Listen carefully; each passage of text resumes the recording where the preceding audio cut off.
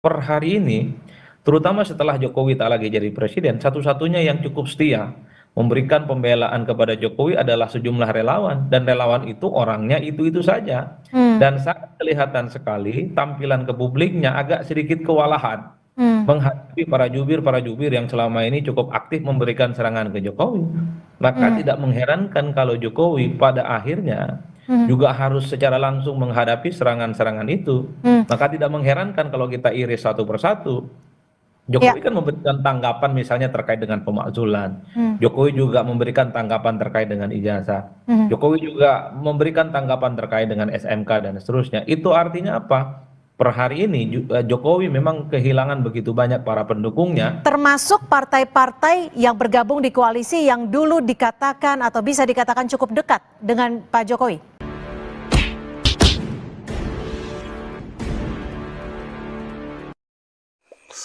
Assalamualaikum warahmatullahi wabarakatuh. Om Swastiastu, Namo Buddhaya, salam kebajikan. Kembali bersama 9.0 TV dari Buta Pandita Luti Kabupaten Bulukumba. Ada satu pernyataan yang menarik dari Adi Praitno ya, salah seorang pengamat politik yang saya kira kita semua sudah kenal beliau. Terkait dengan diskursus ijazah Pak Jokowi dan adanya pernyataan Pak Jokowi yang tiba-tiba memberikan satu statement di mana beliau menganggap bahwa isu ijazah palsu dengan pemaksulan terhadap Gibran Rakabuming Raka adalah merupakan salah satu upaya dari orang-orang yang boleh jadi adalah lawan politiknya untuk mendegradasi dirinya. Nah, pernyataan ini kemudian menjadi sangat viral dan ditanggapi oleh banyak orang. Terutama saya kira Rismon Sianipar dan Roy Suryo sudah memberikan tanggapannya dan masih berupaya ngeles bahwa apa yang dia lakukan itu adalah merupakan satu bentuk keilmuan di mana tidak ada tendensi politik sama sekali. Tetapi bagi saya, kalau mau lihat pernyataan Rismon Sianipar, siapapun yang ada dalam posisi itu akan melakukan hal yang sama ya, mengeluarkan pernyataan yang sama. Tetapi oleh orang-orang yang waras pasti tetap akan membenarkan apa yang disampaikan oleh Pak Jokowi. Dan hal ini terkonfirmasi bahwa pengamat politik Adi Praitno juga memberikan legitimasi terhadap apa yang disampaikan oleh Pak Jokowi. Dan benar saja, viral kemudian hari ini pernyataan salah seorang politisi dari Partai Golkar yakni Bandoli ya, di mana Bandoli mengatakan bahwa apa yang terjadi terkait soal ijazah itu biasa saja. Dan termasuk politisi PDIP Pak Arya Bimo juga menyatakan hal yang demikian. Dia mengatakan bahwa sebagai seorang politisi, apalagi Pak Jokowi adalah mantan wali kota, mantan gubernur, mantan presiden 2 periode, isu-isu yang terkait dengan hal-hal politik itu biasa. Tetapi bagi kita yang normal ini, yang waras, yang melihat dari sisi yang tidak punya kepentingan selain melihat bangsa ini bisa maju, tidak ribut dengan hal-hal yang sesungguhnya memang tidak masuk di akal. Karena kalau ini hal yang biasa, tidak seharusnya berjilid-jilid sampai hari ini. Dan notabene-nya juga kalau kita membaca situasi yang ada, orang-orang yang menyoal ijazah Pak Jokowi, sekalipun misalnya mereka selalu mengatakan bahwa ketika Pak Jokowi memperlihatkan ijazahnya ini akan selesai, itu juga tidak masuk akal. Karena faktanya ada wawancara yang mana Roy Suryo di situ secara tidak langsung atau mungkin kecoplos mengeluarkan pernyataan bahwa sekalipun ijazah Jokowi dia perlihatkan tidak akan berhenti. Karena memang banyak senjata mereka yang dia siapkan dan senjata itu menurut saya pelurunya hampa. Kenapa? Karena misalnya kalau bicara soal penilaian mereka tentang kegagalan Presiden Jokowi pada saat menjadi presiden dengan melihat ada beberapa program yang gagal dieksekusi, saya kira yang namanya pemimpin boleh saja dia full program kerja atau rancangan agenda atau visi misinya, tetapi yang namanya manusia yang merencanakan pasti tidak semua bisa tereksekusi dengan baik. Nah, kalau itu dianggap sebagai satu kebohongan, maka hampir seluruh pemimpin yang ada di dunia ini melakukan kebohongan. Sehingga hal tersebut sesungguhnya tidak bisa dipidana. Dan terakhir ini kalau kita melihat apa yang dilakukan lagi oleh Rismon Sianipar, bayangkan mengorbankan orang tua seperti Pak Kasmujo yang dia laporkan bersama Pak Jokowi ke Polda DIY. Ini kan perilaku iblis menurut saya, yang tentu bagi saya ini ya pribadi melihatnya bahwa memang mereka sudah kehilangan akal, apalagi dengan naiknya kasus Pak Jokowi ini ke tingkat penyidikan. Pasti memang mereka semua ini was-was, dan keyakinan kita semua bahwa para cucung busuk ini akan jadi tersangka.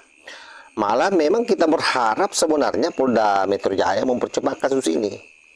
Kenapa? Agar orang-orang ini semua berhenti keluar-keluar di media sosial ini. Kalau sudah di penjara ini tidak bisa lagi bicara kemana-mana kan. Seperti Gus Nur, ketika dia di penjara, begitu dia keluar langsung dia sadar, Pak. Sampai-sampai ketika didatangi oleh Rismon berupaya mengajak Gus Nur untuk berkoalisi, Gus Nur angkat tangan, tidak mau lagi terlibat soal pembahasan Jokowi, karena kapok bodoh dia kalau misalnya dia ikut-ikutan dengan makhluk ini semua, apalagi dia sudah dapat ganjarannya. Nah, siapa lagi satu ini yang pertama kali menyoal itu sampai sekarang masih di penjara. Nah, itu kenapa? Karena itu tadi, apa yang dia lakukan sungguh memang penghinaan terhadap Bapak Presiden Jokowi. Termasuk saya kira yang dilakukan oleh Rismon Sianipar dan Roy Suryo beserta kawan-kawannya. Apalagi si botak itu. Siapa itu yang politisi PDIP? Betor ya. Betor botak. Itu lebih gila lagi. Karena menuding Pak Imang, Pak Prof Aiman ya, Pak Iman sebagai orang yang terlibat langsung membuat ijazah Pak Jokowi. Bayangkan beraninya dia menuding seperti itu tanpa ada bukti, tanpa ada data. Dan itu juga sudah viral beritanya. Prof Paimang melaporkan mereka semua ini ke Mabes Polri. Harapan kita adalah memang pada polisi ini agar cepat menindaklanjuti seluruh laporan-laporan tersebut. Karena kalau ini dibiarkan secara terus-menerus tertunda seperti ini, maka netizen pun juga akan menganggap pihak kepolisian main-main. Itu yang kita takutkan.